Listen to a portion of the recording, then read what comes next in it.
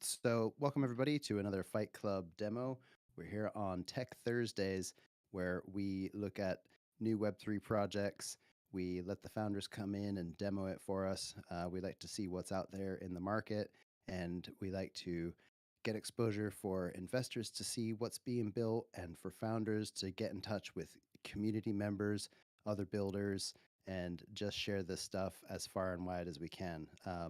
So today we have a project that was brought to us by Jairus James, and it's called Shield. Their website is getshield.xyz. Thanks, Jairus, for the lead, and hello, Eman from Shield. Please introduce yourself. Hey everyone, my name is Emmanuel. I go by Eman. I'm the CEO and co-founder of Shield. And I'm from New Jersey, born and raised in the States. Came into the Web3 space summer of 2021, right around the NFT boom and hype cycle. Initially, actually, my first Web3 venture was an NFT project. It was called Ancient Warriors NFT. And if you look at my profile picture, you could see kind of the art for one of our warriors. But the important reason why I like to mention this story is because our team at Shield, we were really born and bred out of the NFT market, out of the whole community ethos. Today is actually just about the 1 year anniversary since we launched our NFT project. Since then, over the past year, we've even continued to run that Discord server. We have experienced people in our community getting scammed at different points, to the point where there was a particular time where there was someone in our community from Cuba. Our community was very much focused on bringing people into the space from Africa and from LATAM.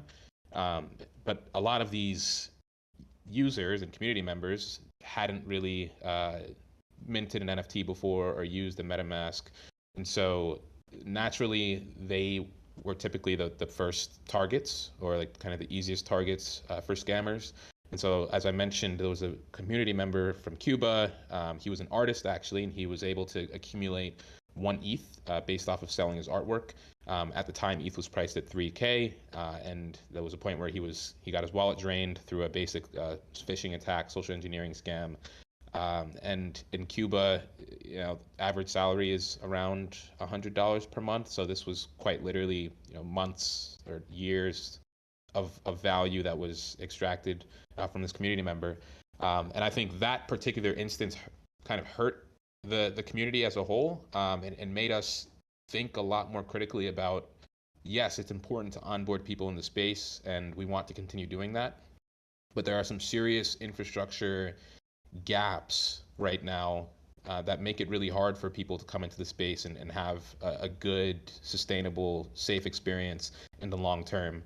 And so we started building Shield in March, April of 2022, last year, as the user security engine for Web3 platforms and communities. And so I'm gonna definitely dive deeper into all of that and put up some visuals for you guys. But let me just take a quick pause and also just mention I'm here with two of my team members from our engineering team. JD, he's our engineering manager, and Kindly is our engineering team lead. So it's great to have them here as well, just to make sure that any kind of more technical questions, I can lean on these guys to help out there. Okay, cool. Yeah, great to meet you guys as well. Kindly and JD, you said. Yeah, do you guys want to introduce yourselves as well? Say hi. Mic check. Hi guys, nice to meet everyone. JD here. Cool. And Hey, my name is Kinley. Nice to meet y'all. Kinley. Perfect. Awesome. And so we're a very distributed team as well. So everyone is kind of Kinley's coming from Europe. JD is coming from East Asia. So I mean, that's actually one of the exciting things about working in Web3 as a whole. But yeah, we're very well distributed as well. I actually live in Europe, and God knows where Ernest lives. He's all out and about. Jairus and ZFi, I can only guess, are living in. I know Jairus is in the States, but I don't even know where ZFi is from. And I was speaking to somebody the other day in a team, and I thought he was from Florida. I swear he lived in Florida, and apparently he lives in Cambodia. So, yeah, this is quite common. So, no, it's really great that we could host you guys here today. Um, Awesome. and yeah, we've got a lot to get into. So, you can go ahead and start sharing your screen anytime you're ready. Cool. So I'm going to start off kind of with our website, just to kind of show the journey to integrating the bot. Super easy process. But yeah, this is our basic website here, and you can see it's kind of more geared towards platforms. But if you go to the Discord bot page, which is geared towards the communities, I'm not sure what just happened there. Demos, this tends to happen. But yeah, here you go, the home security system for your Web3 community. So essentially, ShieldBot enables Web3 communities to grow safely and securely. And it's important to see that grow term, right? Because yes, we are a security bot, but we're also very much focused on helping communities drive more engagement as well, right? If you don't have an engaged community, security is not an issue for you, right? No one is going around trying to scam users in a ghost town. So we do prioritize engagement as well, as we think that that's something that's always top of mind to community managers. But again, the security aspect is really pivotal. So the first thing I'm going to do is take us to our dashboard, actually, because this kind of shows a high-level view of some of the different features that are offered through the bot. And then from there, I will jump into a server and do more of like a live test. So you can see I can just sign into my Discord really quickly here. And then it'll essentially show me all of the different servers that I'm currently I've currently added the bot into, where I'm an admin, and I have kind of that top-down control over the configuration settings. So you can see I have the Shield server, and I also have this other server that I typically use for testing. So there's a couple things I'll walk through here. The first is simulation commands. This is a really interesting feature, particularly for DAOs and alpha groups, really any communities that share new opportunities that are minting and new NFT collections that are going fast. And so typically when this happens in your alpha groups, there's a couple things that I do, right? So if someone shares a contract address or an Etherscan page and they say, hey, this project is minting right now, check it out. I don't know if it's safe. So I could go on the Etherscan and try to read through the smart contract. Personally, I'm not a smart contract engineer or developer. Reading through a smart contract is not like a super easy thing for me. So I would ideally not do that, right? Another action you can do is going to the website of that contract, and maybe you call the transaction itself and you see what happens when you call the transaction. But a lot of users tend to be a little bit wary about connecting their wallets or even visiting random websites in the first place. So one of the things offered through our bot is a simulation feature, where you can essentially simulate the mint for a given NFT smart contract. And I'm going to see if I can change windows really quickly so I can show this right on the Discord. Cool. Awesome. So if you see here, I'll type in simulate mint. Let me grab an NFT contract address. So I'm going to use Ancient Warriors, again, which is the collection that we launched as a team about a year ago. And basically what you'll see is you'll see kind of the impact that interacting with this function would have on your wallet in terms of tokens that would enter. In this case, you can see an Ancient Warrior NFT, the symbol, the warrior token, that's the symbol on Etherscan, and then number 2860, which is the next warrior in the collection that has yet to be minted. You can also see what tokens are leaving your wallet. In this case, 0.05 ETH getting removed from your wallet, which is the mint price for the NFT collection. If there were kind of strange things here, like an approval request, for example, where someone is approving or requesting approval over all of your USDC, or they're requesting approval over your Bored Ape NFT, that would be shown here as well. So you would know that this is clearly not a standard or safe mint, and I should stay far away from it. So that's one of the basic commands offered through the bot. You can also see a list of some of the other commands if you just type in /tips. Okay, so what do we got here? So one of the commands that we just launched this week, and I think I'm going to show you guys like the dashboard view of this, because we're still kind of working on the stability of this command. Again, it was launched this week. We're doing a lot of experimentation as a team over the course of this month. So yeah, bear with us when it comes to that.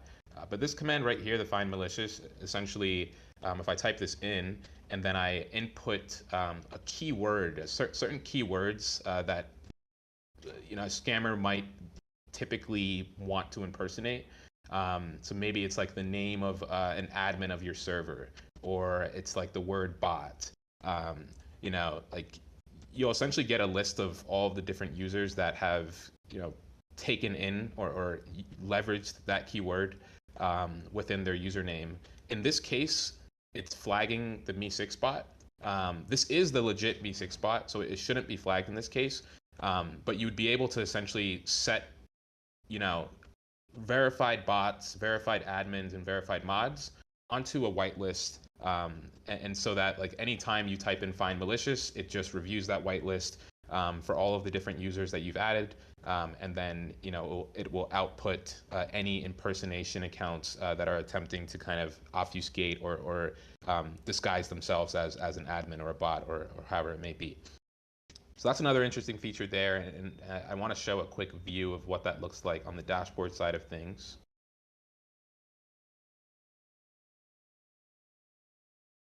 Okay, so if you see here,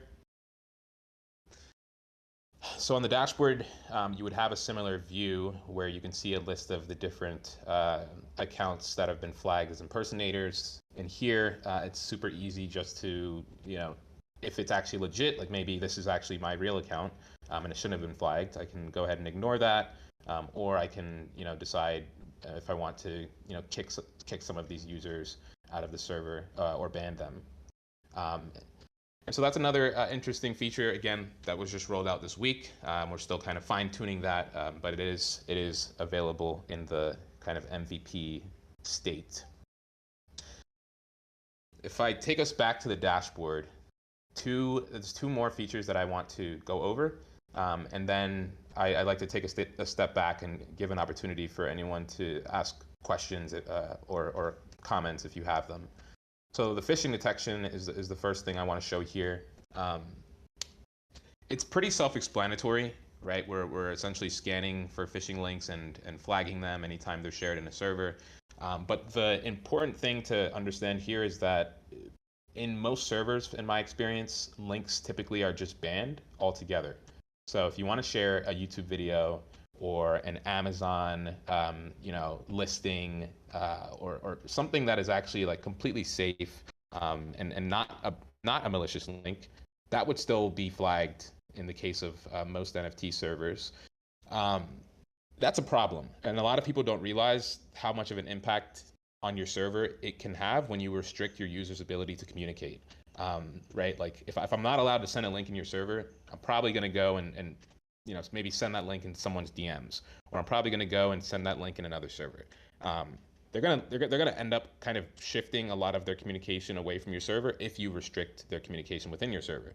So again, with our phishing detection, essentially we're able to flag specifically phishing links on a case-by-case basis, as opposed to flagging every single link that is shared in the server. And again, the focus of this is on kind of like helping to drive more engagement. So you can see in this case, if I type in OpenSea.io, this is a regular link. There's nothing wrong with this. This is the true OpenSea website, so nothing happened here. But let's see if I change it to OpenSea.com, or maybe I replace the O with a 0, or if you replace like the N with an M, little small changes like that, or if you put like a double letters, oftentimes what people do, all of these instances would be flagged by the Shield bot. And one of our philosophies is that we'd rather have false positives than false negatives, right? We don't want to miss stuff, But it's not the end of the world if we incorrectly flag a link as a phishing link. And sometimes that will happen with links that are kind of written in strange ways, or they have like strange symbols in them. Sometimes they'll be incorrectly flagged. So in that case, you can actually report as incorrect, and a message will be forwarded to our internal server. And so you can see here within our founders channel, it says phishing link marked incorrectly, the name of the link, the user that marked it, and the server that it was flagged in. So we as a team know exactly kind of, okay, was this indeed a false positive? And if it was, how can we make sure that doesn't happen again? So we can go kind of back to our systems and make sure that they're optimized. I'm going to show one more quick feature, and then we can take a step back. And that is our scam alerts. So you can see here in our main server, we essentially aggregate different alerts from.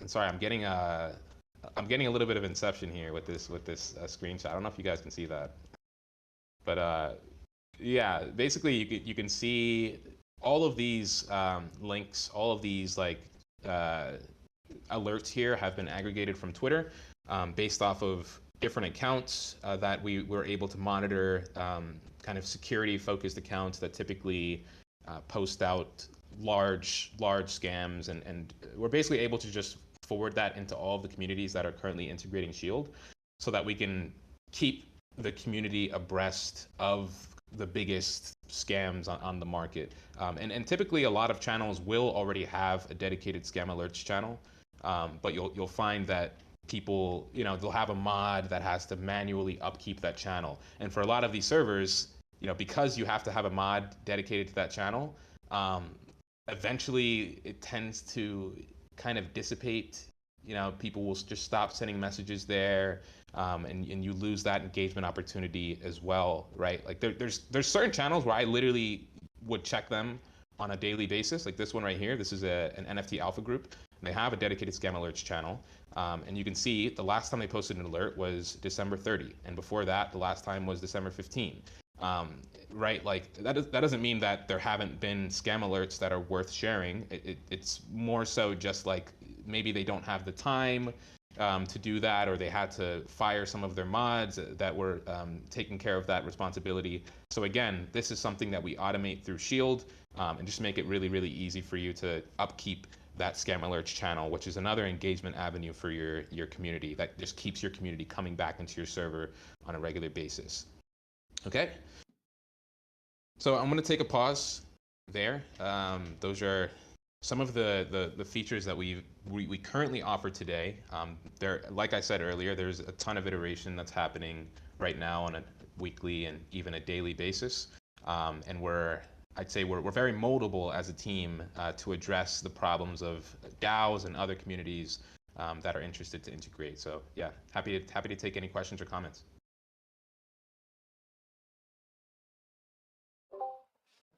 Yeah, I don't really have much questions, but I do like how simple the tool is and how it tracks, phishing links, and then especially how it tracks people that use like a similar profile name as to an admin.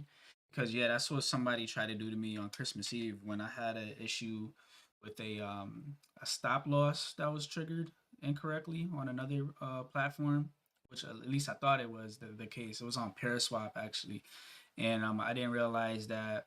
What I wanted to do was pretty much not rely on centralized exchanges to do professional trades, placing stop losses, limit orders, things of that nature. I was using Matcha, but for placing limit orders, but I couldn't place a sell limit on Matcha, so I was looking for other platforms where I could do that. And then just using Twitter as a search engine, I came across Paraswap and Dexable. I eventually used Dexable to use a stop loss. But anyway, before finding Dexable, I used Paraswap, and I placed a sell limit. At least I thought it was a sell limit. It had a limit order there, and I placed it to be, like a 10% lower than the price that I bought this asset at, and it actually triggered the sell of the assets, so at that price, like a peer to peer swap, as if I wanted to sell it 10% lower than I bought it, which is not the case, which I didn't want to happen. So I mentioned this in the support channel and in the Paraswap Discord server, and then someone pretending to be a mod, he had his name just like one of the core members of their team, had Dash Paraswap and everything looked real professional. And it was like, oh, you just had to go. He's like, oh, no problem. I understand your frustration, and you just go to this link and enter your seed phrases, and you'll be good to go. And I was like, I already knew off top, okay, off top, that's a scam, and then blocked them immediately. But just the fact that, people out there, they're clever. They wait in support channels and stuff like that, impersonate someone, and and just use social engineering to get someone's wallet address, especially someone that's new to crypto that might not. Someone that's like brand new to crypto may fall for that. Or like, let's say if they click the link and they were like, let's say there was a very sophisticated hacker, they'll probably have malware on the link that could like, maybe like trigger a download on your end. So they could like maybe use like remote access tools or something like that. Just something like, you just gotta watch out for scams in Discord. So it's just nice to see how yours like detect, bad actors off the, very at the very beginning of it. Yeah, absolutely. And I appreciate that that context, the narrative there. I think everybody has a story at least, maybe not everyone has been scammed, but maybe like at least a close call, or just it is just like a very annoying process that ideally, if you can integrate some kind of product that helps to automate the filtering aspect of it, that seems to be a huge value add for the space. The one thing I want to just quickly mention, because I think like Jairus, you're kind of referencing like people DMing and stuff like that, right? Because even the features that I already showed, like the phishing detection, that would flag a public message, but in terms of like a private message, there's no way that our bot can actually like follow you into your DMs. But the interesting thing that we are working on is essentially creating like a map of all of the different users across the different servers that we're integrated with, and kind of like measuring user behavior across those servers. And when we do have a user that is flagged for one reason, or reported, or kicked out, or banned, we're able to kind of document that on our side and distribute that data across all the different servers that we're in. And so basically what this will enable us to do in the long term is that like if someone does kind of a malicious attack or is flagged in one server that's integrated with Shield, we'll be able to blacklist that user across all of the servers that we're integrated into. So it gets really exciting once we start to permeate ourselves across the space a little bit more aggressively. Okay, I got what you're saying. Yeah, it makes sense not to track what's going on in the user's DMs, but the fact that you actually not, give awareness to someone that actually made a fake account, pretty much, to look as if they're a core member of the team. So I see that your bot does detect that. So if you have someone like, let's use NF Thinker for an example. If somebody made a fake NF Thinker account, like let's say if his name was NF Thinker - BanklessDAO, someone can easily make a very similar, looking username. So the fact that you could flag that someone's impersonating him, that's very important. And what was I gonna say? It was another point I wanted to make. It'll come back to me. But yeah, I do appreciate that the tool does Yeah, we've detect seen that. some major hacks like that, right? That wasn't that how the city DAO hack happened. I think somebody was impersonated. So yeah, it's cool to see what you're building. And you're right. The more you squeeze them, the less they stick around your community. And if you can get this into every community, then hopefully that will just make them disappear. Bots be gone, right? Hopefully. So there's a And lot of there are a lot of features that are here. I think one of the questions that I've got is around um, like industry-wide data. Are you planning on providing an API or any sort of credential for communities that do have a clean track record, or community members who are particularly good at pointing these things out? Or is there any sort of credentialing that you're working on at the minute?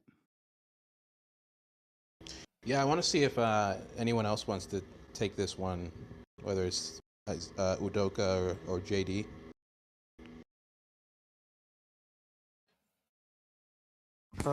Hello.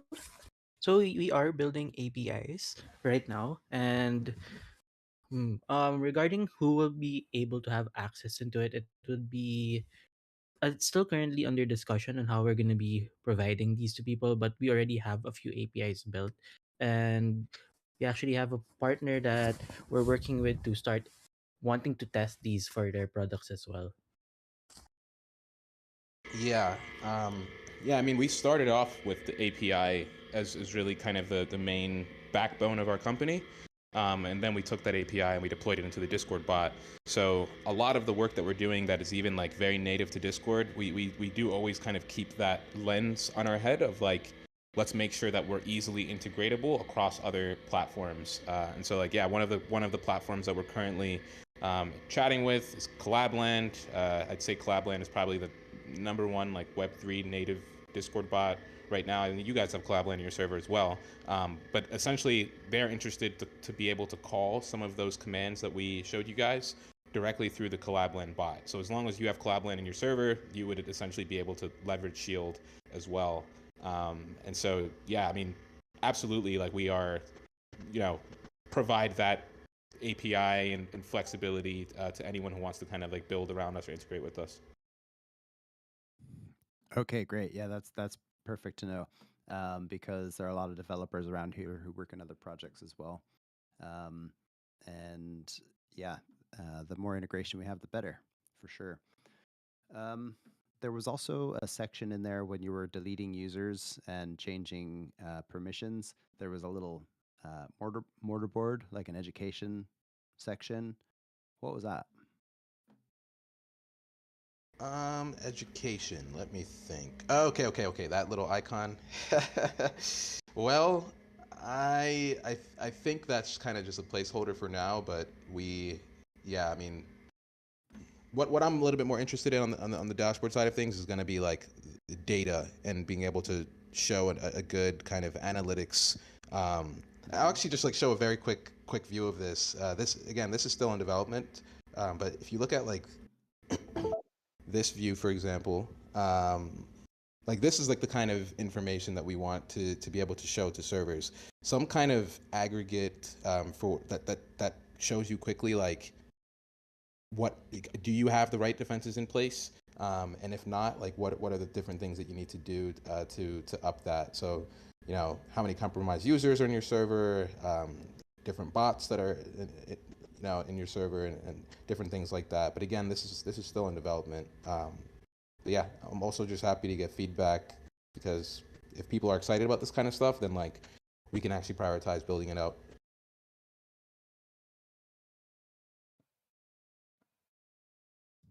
Yeah, I think these sorts of dashboards are really a great way for users to get uh, a quick glance at things that are happening in their server. And Dune Analytics is a favorite around here. There are a lot of people who do that, especially anyone from the analytics guild. We used to have a really, really strong analytics guild.